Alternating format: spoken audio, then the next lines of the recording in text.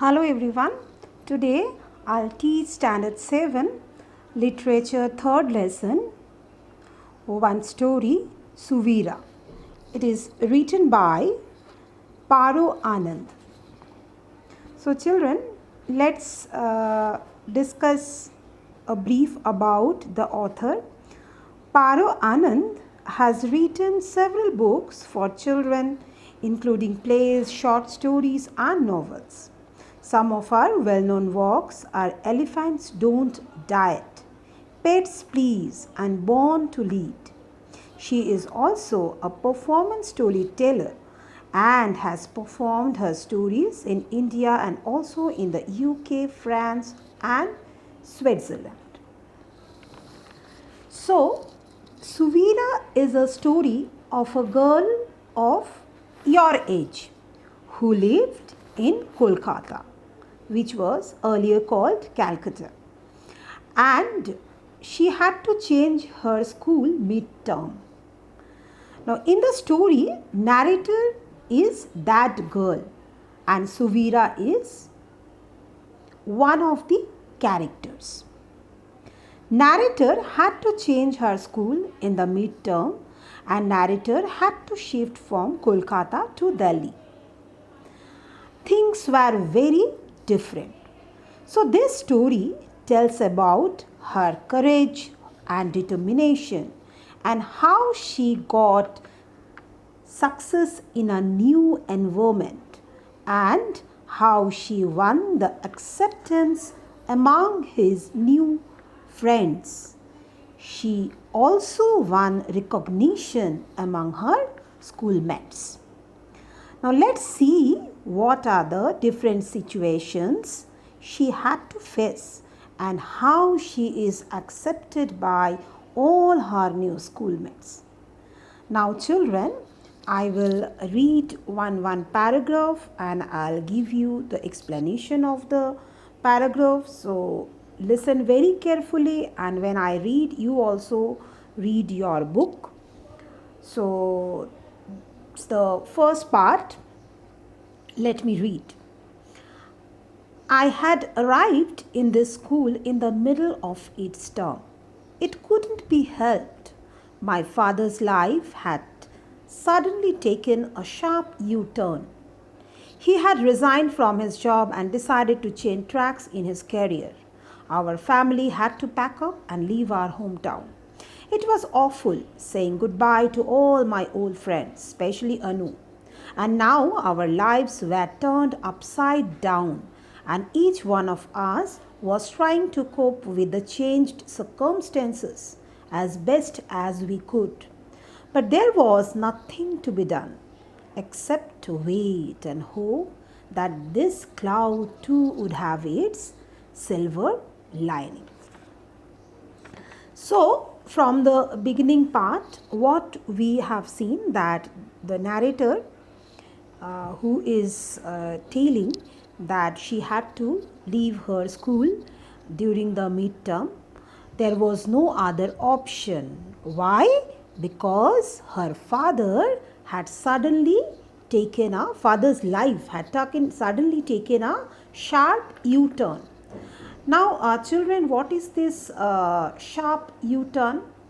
It means when your life changes drastically, reverse, and things happen which you really never expect.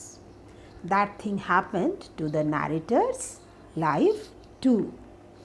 It is written, you see, he had resigned from his job and decided to change tracks in his career. That means he shifts his profession. He had resigned his previous job and he had shifted his profession, his profile, job profile. Our family had to pack up and leave our hometown. It was awful saying goodbye.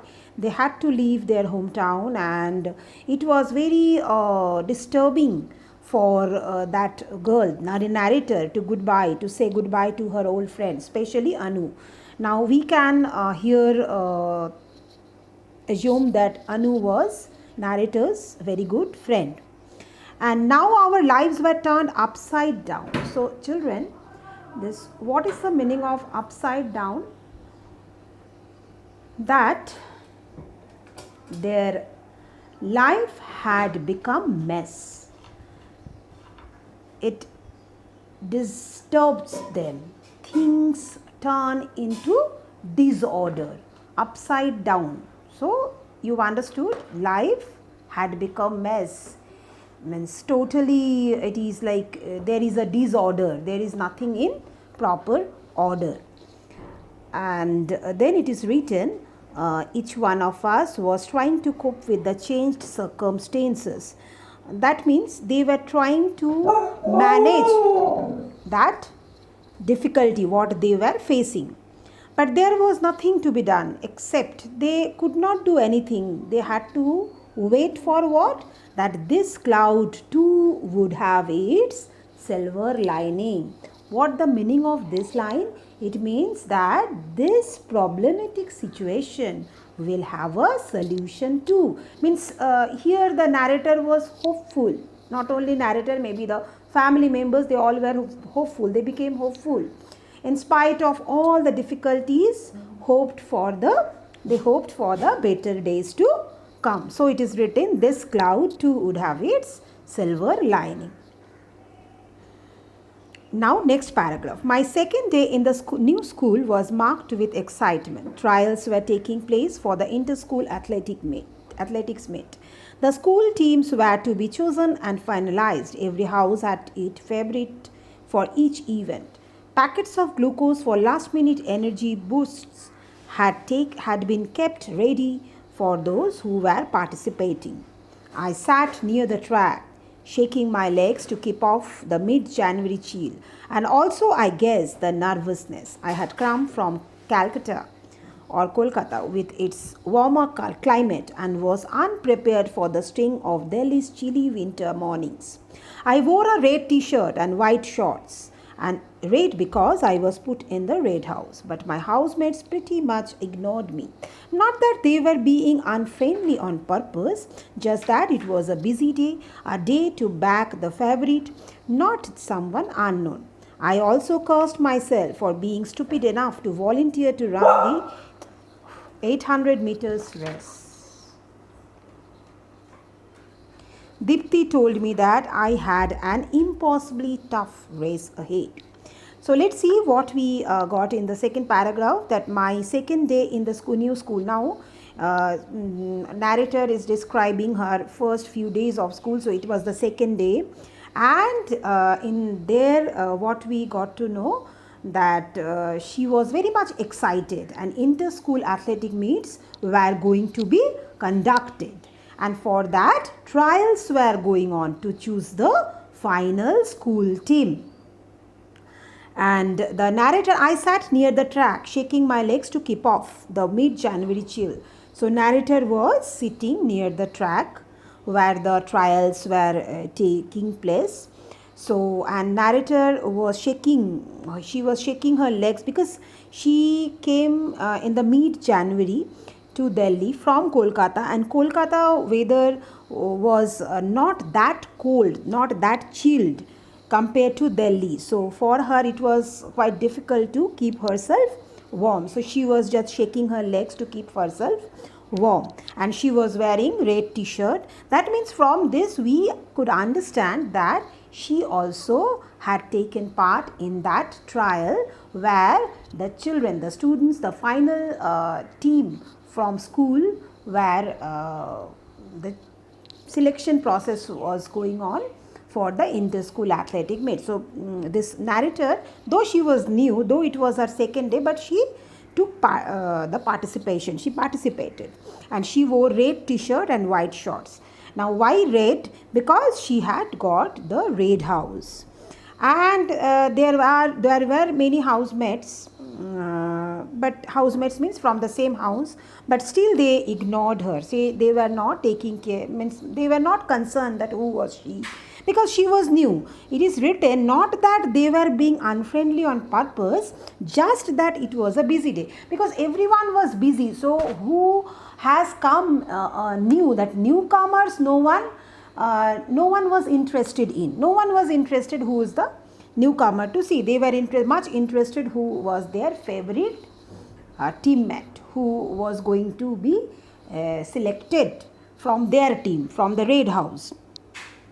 I also cursed myself for being stupid enough to volunteer to run the 800-meter race.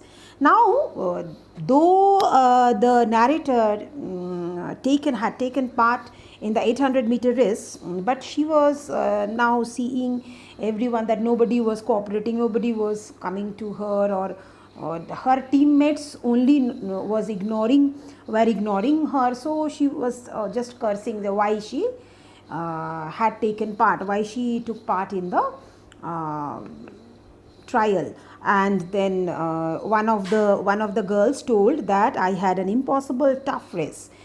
One girl actually told something that we will come to know in the next paragraph, that it would be a very tough race for the narrator. Why it would be a very tough race? Now let's see. Suvira Mathur of Blue House has never been beaten in this event, not even at the inter-school events. In fact, she assured me Suvira holds the Delhi inter-school record for 800 meters.